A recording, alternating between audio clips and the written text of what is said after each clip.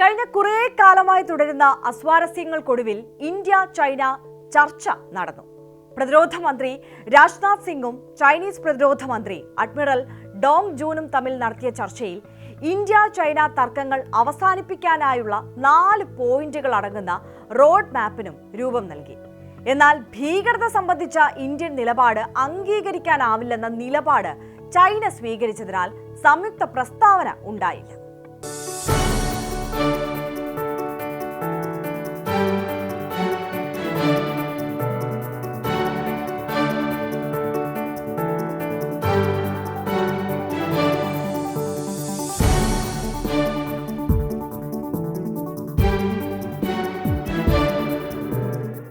Qing ദാവോയിൽ Shanghai സഹകരണ സംഘടനയുടെ സമ്മേളനത്തിനിടെയാണ് Chinese പ്രതിരോധ മന്ത്രി അഡ്മിറൽ ഡോങ് ജുനുമായി പ്രതിരോധ മന്ത്രി രാജ്നാഥ് സിംഗ് ഉഭയകക്ഷി കൂടിക്കാഴ്ച നടത്തിയത്. ഇരു രാജ്യങ്ങളും തമ്മിൽ നിലവിലുള്ള അതിർത്തി സംഘർഷം ലഘൂകരിക്കുന്നതിനും നയതന്ത്ര ബന്ധം ശക്തിപ്പെടുത്തുന്നതിനുമുള്ള 4 പോയിന്റുകൾ അടങ്ങിയ റൂട്ട് മാപ്പിനും രൂപം നൽകി. ഇന്ത്യ മുന്നോട്ട് വയ്ക്കുകയും ചൈന അനുകൂലമായ പ്രതികരണം നടത്തുകയും ചെയ്ത 4 വിഷയങ്ങൾ ഇവയാണ്. 1. 2024 കരാർ അനുസരിക്കണം. വിയോജിപ്പുള്ള തർക്ക പ്രദേശങ്ങൾ സംബന്ധിച്ച വിയോജിപ്പ് നിലനിർത്തിക്കൊണ്ട് തന്നെ 2024 ഒക്ടോബറിൽ ഒപ്പുവെച്ച കരാർ ഇരു രാജ്യങ്ങളും പൂർണ്ണമായും നടപ്പിലാക്കുമെന്നും ഉറപ്പാക്കണം.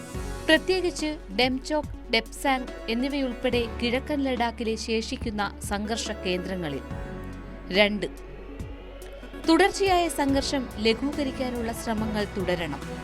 യഥാർത്ഥ നിയന്ത്രണ രേഖയിൽ ലൈൻ ഓഫ് ആക്ച്വൽ കൺട്രോളിൽ ഭാവിയിലുണ്ടാകാവുന്ന സംഘർഷങ്ങൾ തടയുന്നതിനും സംഘർഷങ്ങൾ കുറയ്ക്കുന്നതിനുമുള്ള സുസ്ഥിരമായ ശ്രമങ്ങൾ ഉണ്ടാകണം. 3. അതിർത്തി നിർണയ പ്രക്രിയ അന്തിമമാക്കുന്നതിന് ചർച്ചകൾ വേഗത്തിലാക്കണം.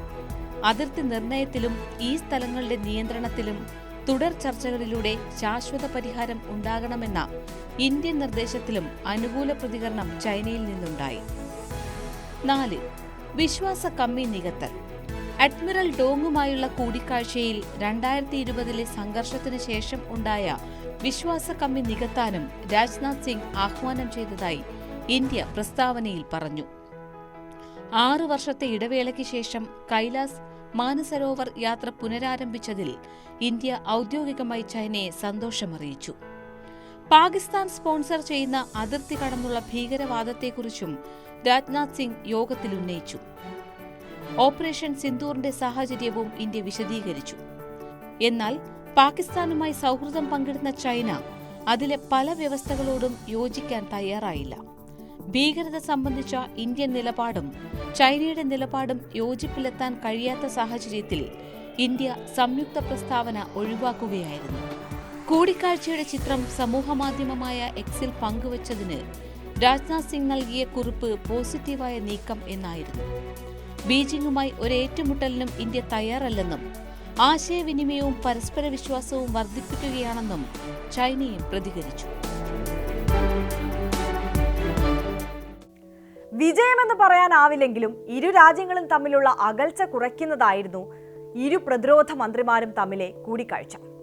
ഏഷ്യൻ ഭീമന്മാരായ 2 രാജ്യങ്ങളുടെ സൗഹൃദം വർദ്ധിപ്പിക്കുന്ന സുപ്രധാന നീക്കമായും കണക്കാക്കാം.